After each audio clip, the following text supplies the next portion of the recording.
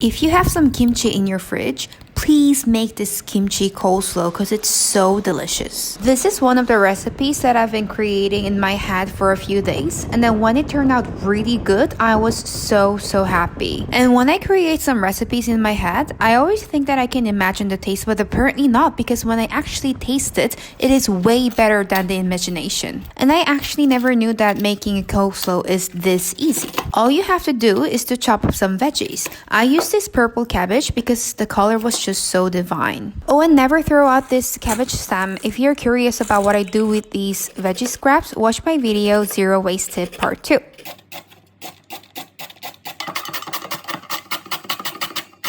I added some parsley for the color, but I wasn't sure if it will go well with kimchi, but it actually did. So add the parsley as well.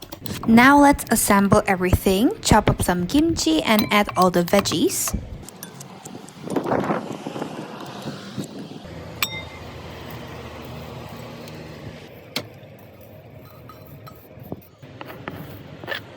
And then I added some vegan mayo, Dijon mustard, and a little bit of agave syrup.